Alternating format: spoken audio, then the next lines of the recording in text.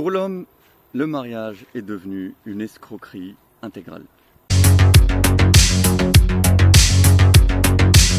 Bonjour, c'est Pragmatic Man, bienvenue sur ma chaîne et dans cette nouvelle vidéo où, comme je viens de vous le dire, on va traiter de ce sujet qui touche énormément d'hommes et je pense que de plus en plus d'hommes commencent à prendre conscience de cette réalité, que le mariage, quand je dis le mariage, c'est au sens large, hein, c'est aussi, j'englobe les relations de concubinage, enfin de vie maritale, même s'il n'y a pas eu de mariage à la mairie, etc. Blablabla, voilà. Je parle de s'installer ensemble, vivre ensemble, fonder un foyer, etc. C'est de ça dont je parle en disant mariage. Le mariage est devenu donc une escroquerie, une arnaque totale pour l'homme. Pourquoi ? Parce que dans le mariage, à la base, l'homme et la femme apportent des choses. L'homme doit apporter à la femme la sécurité physique, matérielle, morale. Il doit lui assurer donc une subsistance, lui faire des enfants, bâtir un foyer avec elle. Il doit la protéger, il doit essayer, dans une certaine mesure, de lui donner du bien-être, du réconfort, de l'amour, du respect, faire qu'elle se sente bien dans sa vie de femme et de mère, etc. Donc il lui apporté pas mal de choses qui sont en vérité difficiles à apporter. C'est pas évident, c'est pas facile contrairement à ce qu'on croit, parce qu'on a tendance un peu à sous-estimer ce que l'homme apporte. Hein, toutes les femmes qui sont là en mode ouais, j'ai pas besoin d'un homme, j'ai pas besoin d'un homme. Bah, j'ai pas besoin d'un homme, mais quand même, tout ce que l'homme doit faire et apporter, c'est pas évident, c'est pas facile. Bien. Et la femme, elle doit apporter à l'homme un certain nombre de choses. L'obéissance, l'amour, le respect, la loyauté, la douceur, le soutien, etc. Sauf que le souci, c'est qu'aujourd'hui, l'homme, on lui demande toujours d'apporter tout ce qu'il doit apporter. Et ce qu'il doit apporter, même d'ailleurs, devient de plus en plus difficile pour lui à apporter. C'est-à-dire que, ne serait-ce que matériellement, aujourd'hui, c'est pas facile pour un homme de devoir acheter une maison, un appartement. C'est extrêmement cher. C'est pas facile aussi de devoir tout payer. Par exemple, celles qui exigent de l'homme hein, qu'ils sont là en mode homme capable. Hein, genre l'homme doit toujours tout payer.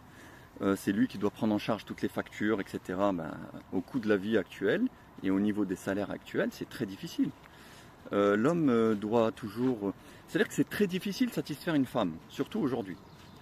Voilà, même psychologiquement, devoir supporter le caractère de la femme, devoir faire preuve de patience, d'indulgence, d'être, par exemple, s'il y a des enfants, l'aider aux tâches ménagères, participer à l'éducation des enfants. Tout ça, c'est physiquement, mentalement, financièrement, etc., difficile pour l'homme.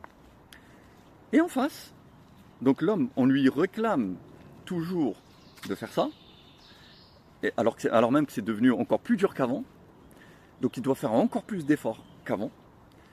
En plus, il doit prendre soin de lui, il doit être ceci, c'est-à-dire qu'on lui met sur les épaules énormément de responsabilités, énormément d'obligations et de difficultés. Et en face, la femme, elle, c'est l'inverse. C'est-à-dire qu'elle apporte de moins en moins.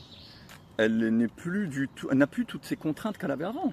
Avant, la femme, elle avait le linge à la main, elle avait 8 gosses à gérer, elle faisait le ménage toute la journée, limite elle faisait le pain elle-même, elle devait faire plein de choses, c'était pénible, elle avait une vie difficile, dure quand même, il faut être honnête. Les deux d'ailleurs avaient une vie dure. Aujourd'hui, il n'y a plus que l'homme qui a la vie difficile. La femme, elle, non, tout est devenu beaucoup plus facile. Elle a déjà fait plus qu'un ou deux gosses, vite fait, qu'elle met à la crèche, à l'école, centre de loisirs, blablabla, donc plus grand chose à gérer. Le ménage, c'est vite fait. Et en plus, il y a l'aspirateur, le machin, et tout un tas de trucs, lave-vaisselle, lave-linge, sèche-linge.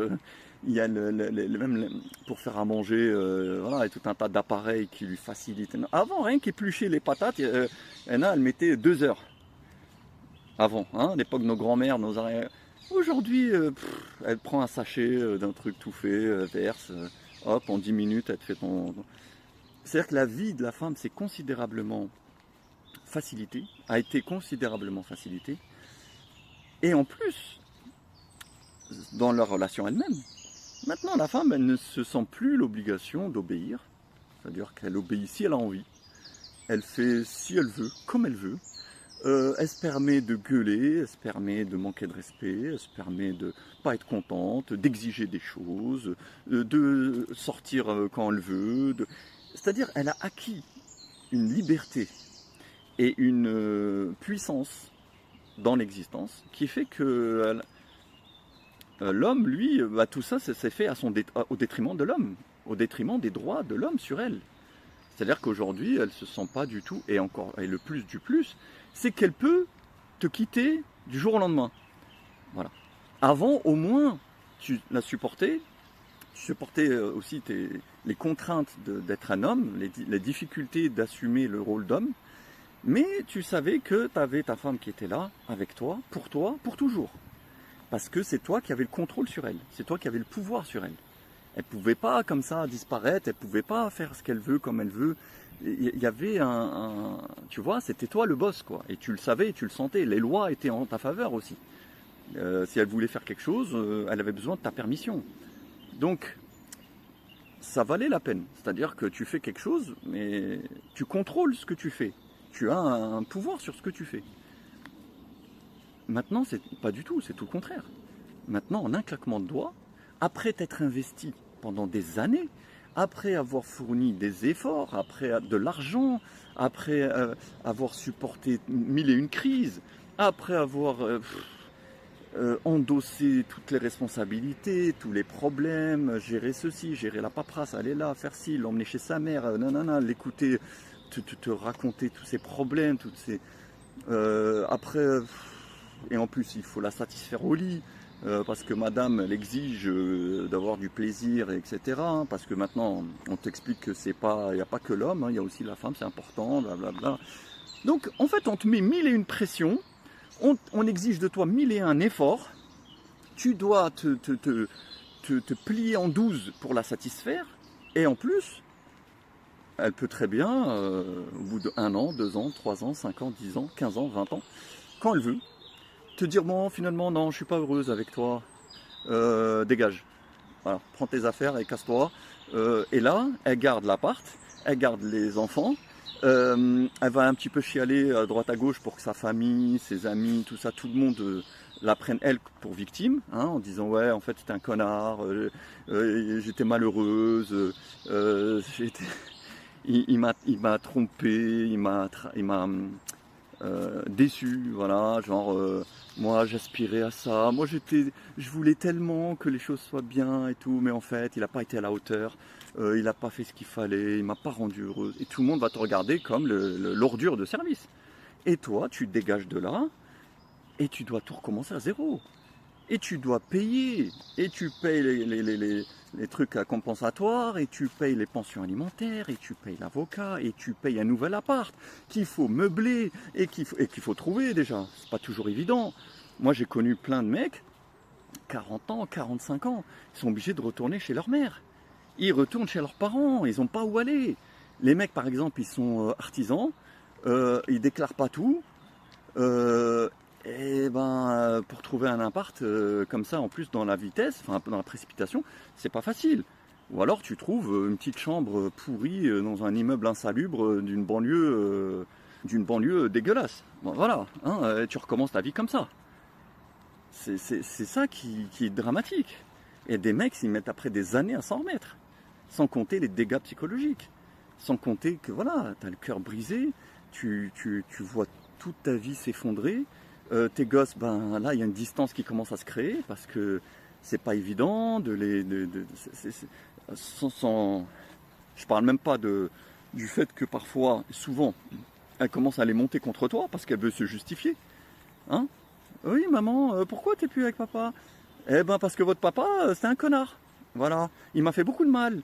Et il n'était pas comme ça. Il était comme s'il était méchant. Il était là, il a fait ci, il a fait ça. Voilà. Et sans compter qu'elle va ramener un nouveau mec. Donc, en fait, tu te dis, mais à quoi bon? À quoi bon?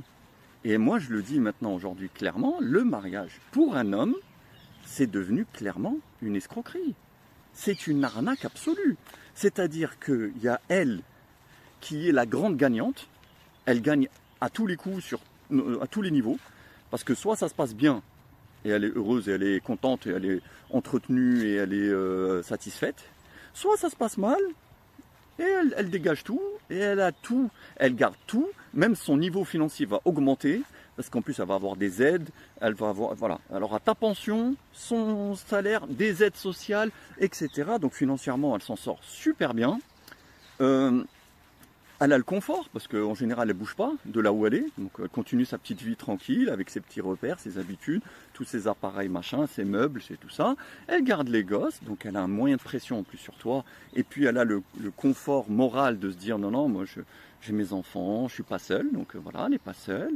Le week-end, quand ils vont chez toi, ou même quand ils sont chez elle, elle les met chez leur mère, et le week-end, elle s'éclate. Donc la meuf, voilà, elle te fait un petit ravalement de façade, un petit stage de muscu, enfin de sport pendant, et un petit régime pendant 6 mois, et hop, un coup de maquillage, quelques sorties avec des copines, et elle se relance. Et en un claquement de doigts, elle se fait tous les mecs qu'elle veut. Enfin, n'exagérons pas, mais elle peut s'en faire facilement. Pas spécialement ce qu'elle veut, mais des mecs. Soit pour s'amuser, soit même pour refaire sa vie. Maintenant, il y a même des hommes, ils acceptent. Ils acceptent de prendre une femme divorcée avec des enfants. Ils acceptent. Donc, elle retrouve un nouveau pigeon. Un nouveau pigeon qui va encore plus se défoncer pour elle. Qui, en plus, elle va lui dire, ouais, mon ancien mari, c'était un monstre, il m'a fait tellement de mal, je souffre. Donc, le nouveau pigeon, là, le chevalier blanc, lui, il va venir en mode, ah ouais, non, mais il faut que je te sauve de toute cette souffrance, de tous ces mauvais souvenirs. T'inquiète pas, moi, je vais te rendre heureuse, tu le mérites. Lui, il te méritait pas, moi, je mérite. Donc, tu vois, elle te met en concurrence. Elle met en concurrence les deux mecs, alors qu'ils se connaissent même pas. Ils connaissent même pas, le mec il sait même pas à quelle sauce ça va le bouffer, lui aussi. Il sait pas que toi enfin, tout ce que tu as fait pour elle, évidemment elle va pas lui dire, tu vois. Et donc elle les met en concurrence, le mec il se croit investi d'une mission sacrée, d'essayer de, ouais ton ancien mari c'est un salaud, moi je vais être l'homme qui va te rendre heureuse parce que tu le mérites. Et elle est contente, ce que je veux dire c'est qu'elle est heureuse. Toi t'auras pas ça toi. Toi, il n'y a aucune femme qui va dire « Ah ouais, ton ancienne femme, vraiment, c'était une méchante sorcière. Moi, t'inquiète, je vais m'occuper de toi, je vais te rendre heureux. » Non, rêve pas. T'auras pas ça. Toi, t'auras plutôt, elle se dira « Mais en fait, t'étais un gros fragile, t'étais un gros faible, t'as fait tout ça.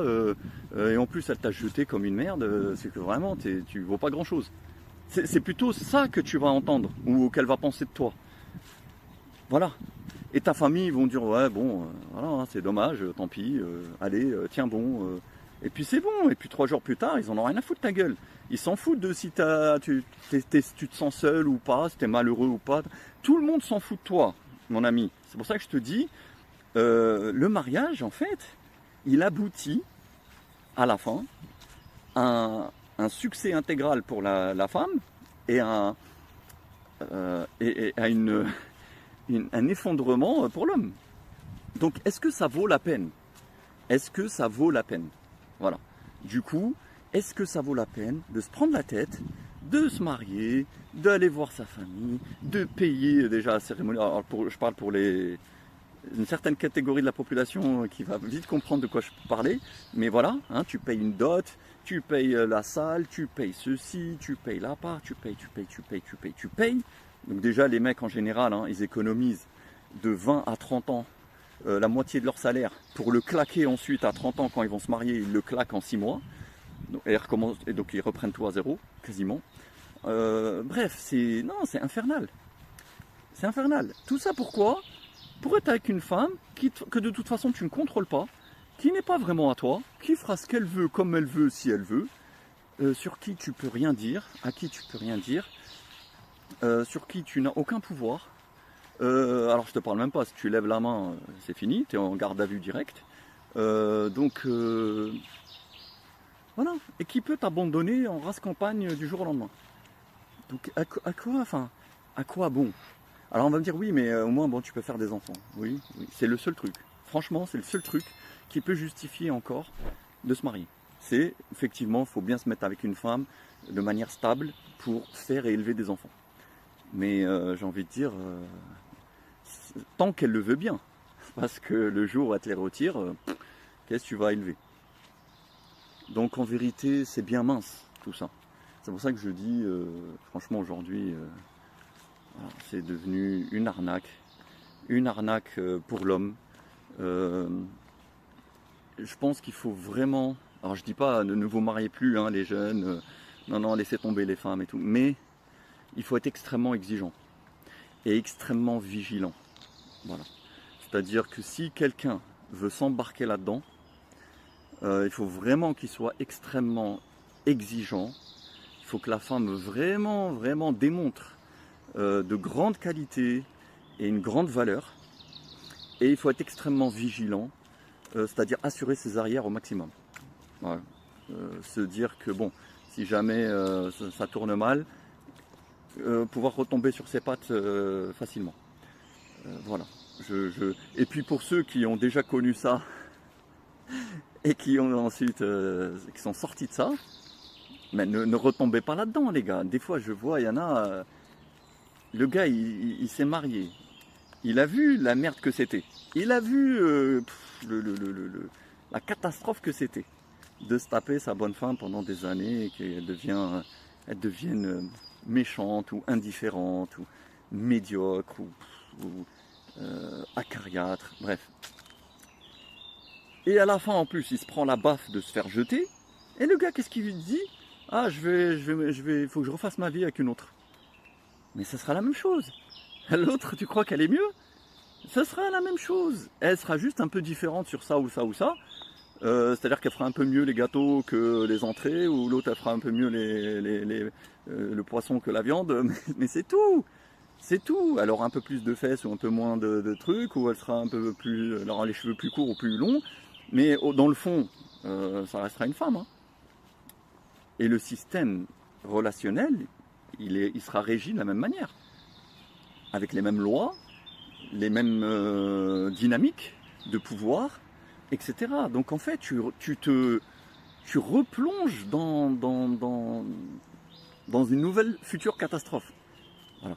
Ou alors il y en a ce qu'ils font, bah, du coup ils baissent leur standard, encore pire, et ils se disent bon, bah, tant pis, je sais que c'est n'importe quoi, mais comme j'ai trop peur d'être seul, comme je supporte pas la solitude, j'ai envie d'avoir une femme la nuit qui me dit bonne nuit, qui m'embrasse, et ben je vais supporter, voilà, c'est tout. Et c'est des mecs qui s'éteignent, en fait ils s'éteignent dans le mariage.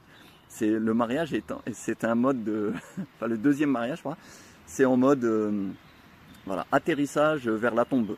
Voilà, ils s'éteignent dedans, ils abandonnent, voilà, ils abandonnent, ils capitulent en fait. C'est un mariage de capitulation, en mode bon, j'ai envie d'être avec une femme pour pas vieillir seul, pour pas mourir seul.